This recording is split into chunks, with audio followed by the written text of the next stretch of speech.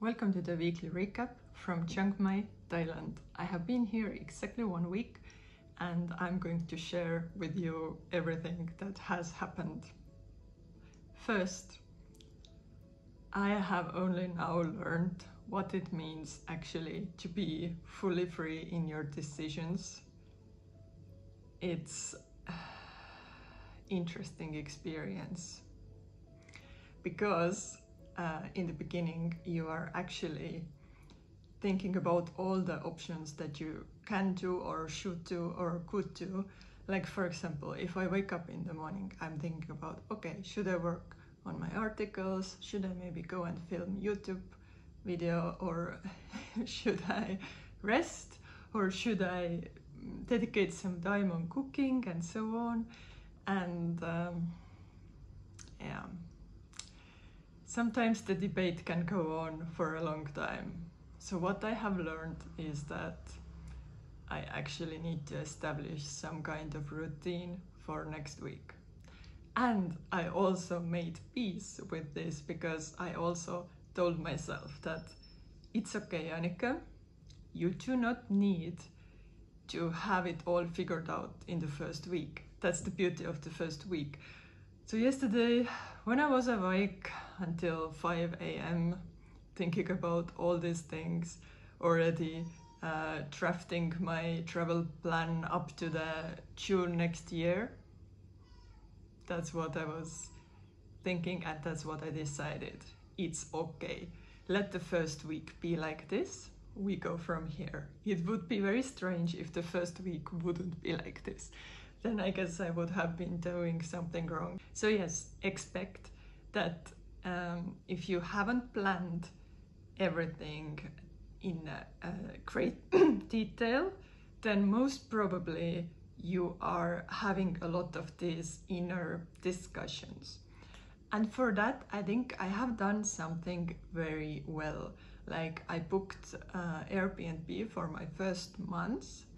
So I actually have this freedom here of spending my first months in a totally free way. I'm not depending from anybody. I don't have any obligations. I don't need to think about other people's needs also at the same time, because all of it, what is going on, is already taking a lot of mental and also physical power. So I'm really happy that I do not need to think about other people at the same time as well, because this would add some stress, and I have this adaptation time to process everything what's going on.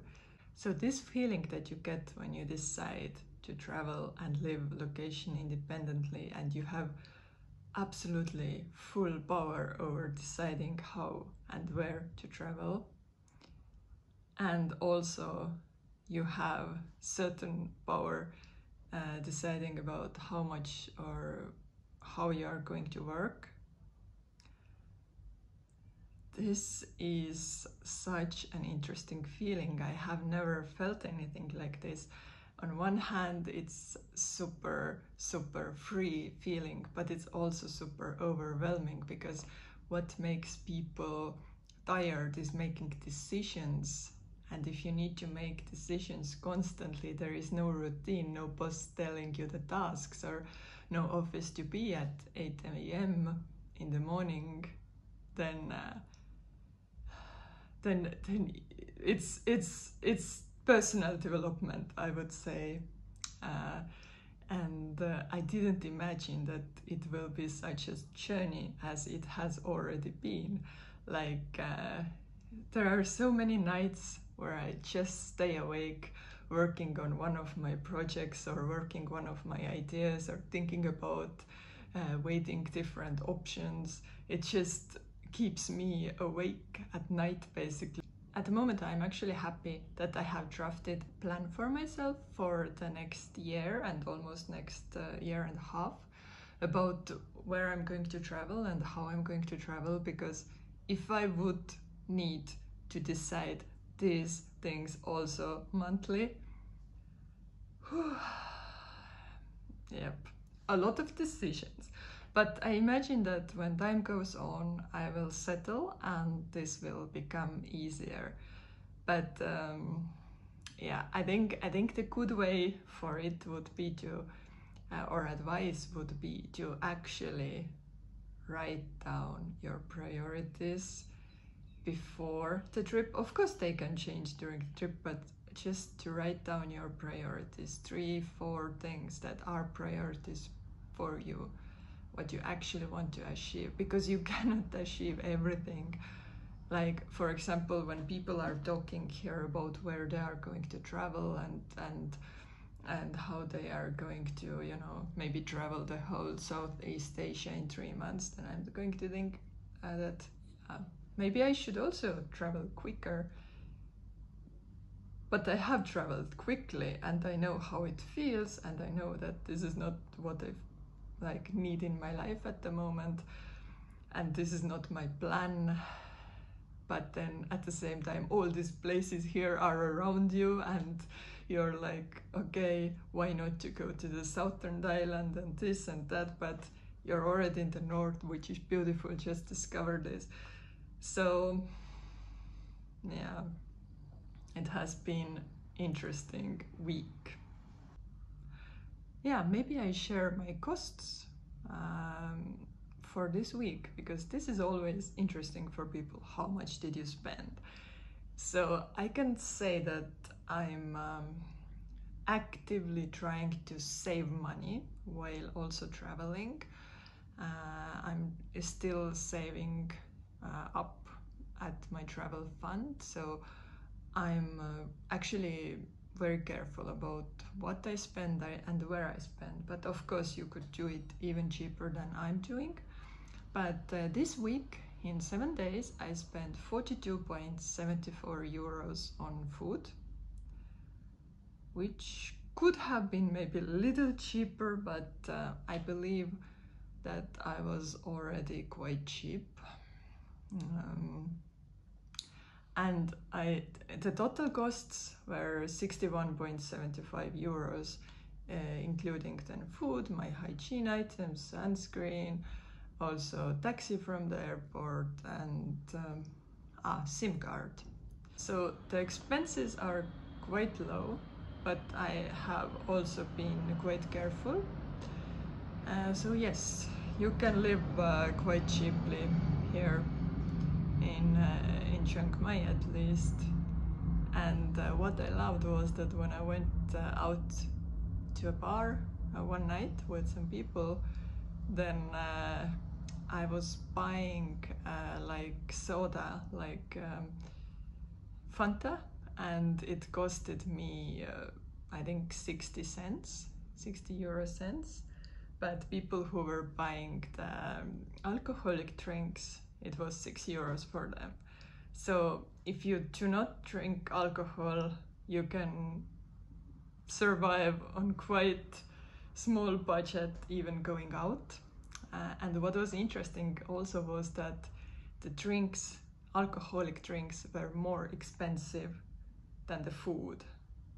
So I remember that we got food, and my friend's food costed her 60 baht, and then the drink, alcoholic drink, was like 110 baht. So, and when we went out, then in the bar, nice bar, my drink, like my Fanta, was 20 baht, and her alcoholic drink, some mix of something, was 240 baht. So there is a difference. Also, I have visited some temples, but I can assure you, as many people have told and experienced, if you get to temples, after some time they get tiring, or they are super beautiful, but you know, if you get the same beautiful thing on and on, or if you experience the same beautiful thing on and on, then at some point you get tired of it. And this is what happens to people with temples. Like my friend, she went to the temples and traveled around for 8 days, and she told me she's tired of temples. What I'm doing is, like, in the morning, if I wake up and I feel like exploring, I'm going to the temple. And sometimes I just go to one temple and I spend there like maybe 1 to 2 hours. I'm just walking around very slowly. I'm taking photos, I'm taking videos, I'm sitting in the temple, I'm looking at the people coming in, and it's super cool. So the activities for my first week have been going to camp in Maya Mall, which is amazing co-working spot, and so some people like it, some people don't like it. I really like it, but I always sit outside at the tables with amazing view, because inside the table, or like inside, it's too cold for me. The aircon is going full on, and of course if I would sit inside I would bring more warm clothes for myself, but temperature outside has been great. Then I'm just going to different places like markets or temples. There is always something going on. You just go out and you will find it. I also bought some food from the night market. I know a lot of people love the night markets. For me, they're nice. I mean, I love the concept, but the food is also okay, but I'm not like crazy about them. And I also get a little bit tired after some time at this constant, mass of people. But they're really nice, the markets. It's just not maybe my thing to go there every evening or like often, but I loved it. Up to now, my favorite was the roti with banana and Nutella, what I could get from the market. But I will explore more. I might find more interesting things. So what are my plans for the next week? I really want to go hiking. I want to have some small hikes around in this area. I also want to do some work for my articles. I have 3 interviews lined up on Monday, tomorrow, and after that I'm going to write these articles, so a lot of work. I want to just explore more of Chiang Mai, because I feel like now I'm adapted and I could actually start exploring more and I don't feel so overwhelmed. And also something I need to do is I need to set my priorities. I need to think about what I really want, because this is flipping a little bit, like my mind is everywhere. But what I confirmed yesterday was that I made right decision to travel to countries like Thailand, Vietnam, Laos and Cambodia in the first 4 months, because this is now the high season to travel these countries. So I can use the high season, I can get some overview of this area, and then I move on according to the seasons. Like I have spent so much time looking for the good deals of flights or good connections where the connections are reasonable, and the seasons, because I wouldn't like to be somewhere when it's like really bad rainy season, or like in Chiang Mai it will be really bad burning season. So I think I have come up with quite good plan according to the seasons and flights, and it's looking good, but just I need to get this anxiety down about all the opportunities of what I could do and me not doing all those things. And yeah, it's not easy. But I think it's just the beginning. So see you next week in my next week's recap. I'm going to do these recaps weekly just to remind later my progress, and just enjoy the videos and my progress and struggle maybe. Thank you.